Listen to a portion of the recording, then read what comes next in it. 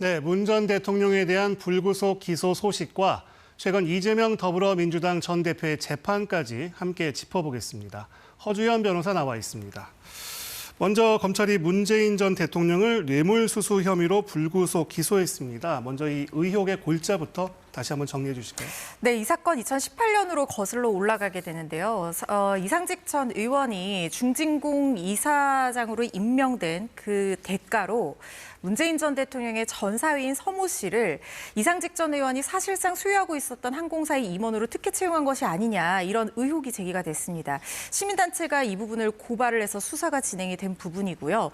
그래서 지금 오늘 이제 검찰 측에서 문재인 전 대통령을 뇌물수수 혐의로 불구속 기소한 그런 상황입니다. 그런데 이게 그 제3자 뇌물죄가 아니라 이 직접 뇌물죄를 적용한 건 법리적으로 어떻게 봐야 합니까?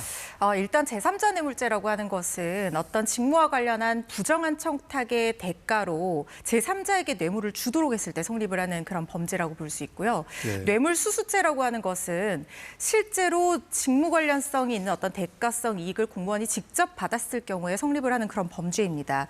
그런데 두 가지의 가장 큰 차이점은 결국에는 부정한 청탁이 있었는지 없었는지를 입증을 검찰 측에서 해야 된다는 것이 큰 차이점이거든요. 네. 제3자 뇌물죄 같은 경우에는 부정한 청탁이 있었음을 입증을 해야 되는데, 지금 그때 당시에 청와대 민정비서관실 관계자들, 또 임종석 비서실장이라든가 조국 전 대표, 민정수석 비서관이었죠.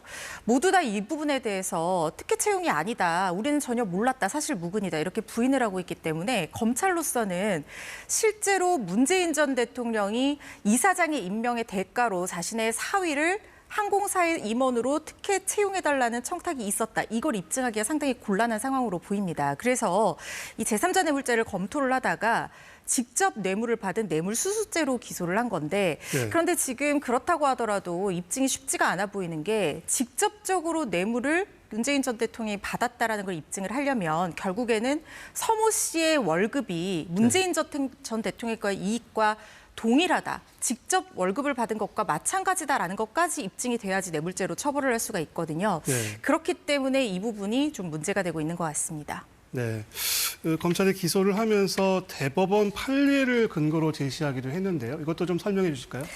대법원에서 2018년에 어떤 판례가 있었냐면요. 네. 비공무원인 기업 대표가 공무원과 사실상 공동 가공의 의사, 암묵적인 뇌물을 받겠다라는 의사를 가지고 서로의 행위를 통해서 한 몸이 된 것처럼 행위하는 경제 공동체인 경우에 네. 비공무원인 기업 대표가 받은 뇌물은 공무원이 직접 뇌물을 받은 것과 동일하게 평가할 수 있다는 판단을 내린 적이 있습니다. 네. 그것이 박근혜 전 대통령 사례에 적용이 됐죠. 박근혜 전 대통령이 그때 당시에 직접 뇌물을 받지는 않았었지만 최서원 씨가 딸 정유라 씨의 말 3피를 삼성 측으로부터 받은 것이 사실상 박근혜 전 대통령이 받은 뇌물과 동일하다, 이런 판단이 났었거든요. 네. 그때 차용되었던 논리가 경제 공동체, 그러니까 사실상 두 사람이 같은 지갑을 사용할 정도였다라는 것이 인정이 됐었던 부분이 있거든요. 네. 또 이명박 전 대통령 같은 경우에도 다스의 실소유주가 이명박 전 대통령이었기 때문에 다스의 소송비를 삼성이 대납했다 하더라도 이명박 전 대통령은 다스와 한 몸이기 때문에 사실상 이명박 전 대통령이 뇌물을 받은 것과 동일하다라고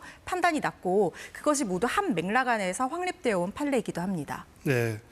이 검찰의 기소에 문재인 전 대통령 측 변호인단이 입장문을 내고 강력히 반발하지 않았습니까? 네, 실체적인 반발, 문제점 제기, 그리고 어떤 절차적인 문제점 제기를 모두 하고 있는 상황으로 보입니다. 일단 절차적으로는 반론권이라든가 방어권, 진술권을 충분히 보장을 하지 않고 수사를 진행을 하지 않고 바로 전격 기소를 했다는 거예요.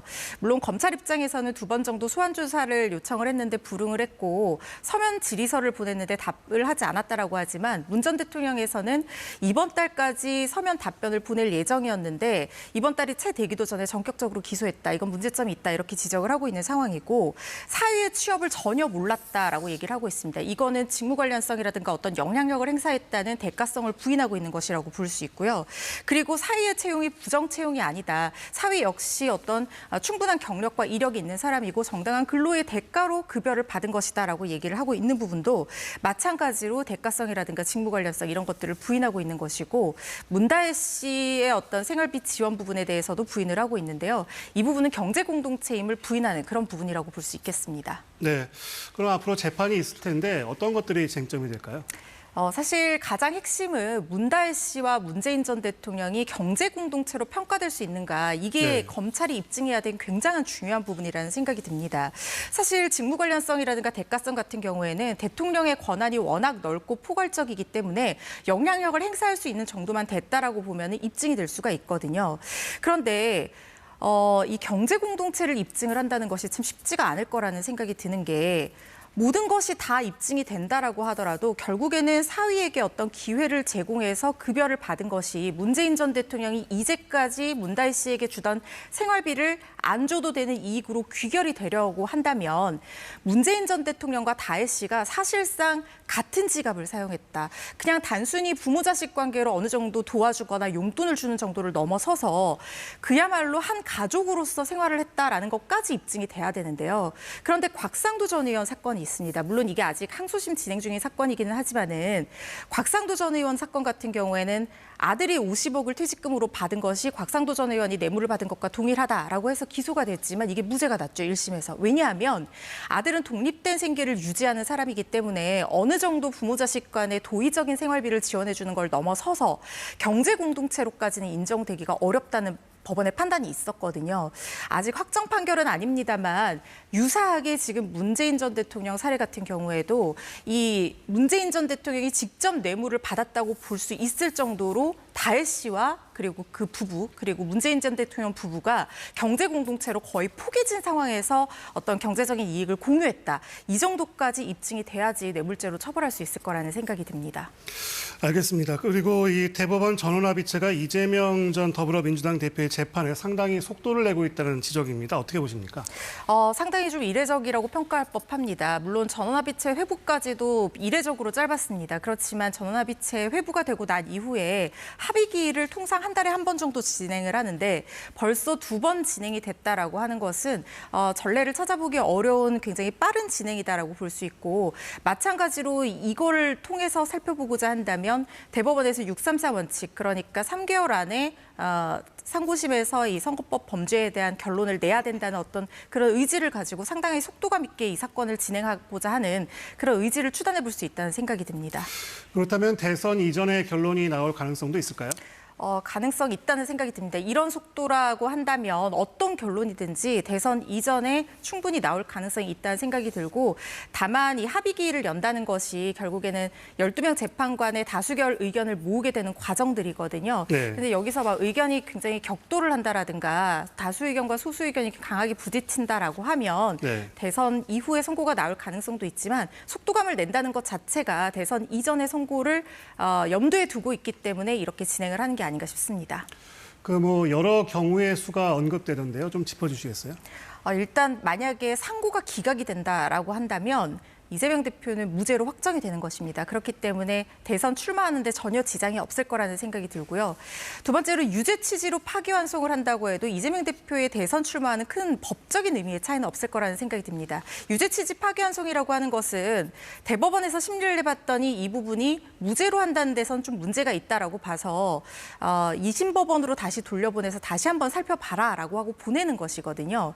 그런데 파기환송에서 2심 법원에서 다시 기일을 열고 심리를 진행을 해야 되는데, 이때는 대법원 판단의 취지를 존중해서 그 취지와 어긋나지 않는 범위 내에서 판단을 하도록 되어 있습니다.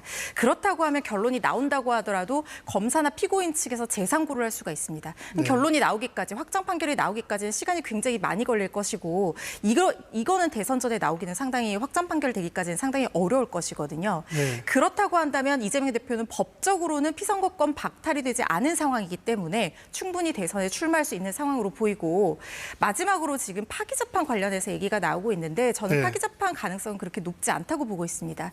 왜냐하면 대법원이 파기재판을 한다는 것은 명확한 사실관계의 인정에 대한 오류가 있는 경우와 같이 제출된 어떤 증거만으로 충분히 판단을 할 수 있을 때 내리는 판결이거든요. 그런데 문제는 대법원은 법률심이기 때문에 양형 심리를 할 수가 없습니다. 네. 그런데 파기재판, 전부 무죄의 파기재판은 양형을 결정을 해야 되는 부분인데 네. 대법원이 할 수 없는 영역이기 때문에 파기재판 가능성은 높지 않다고 보고 있습니다. 네, 허주연 변호사였습니다. 말씀 잘 들었습니다.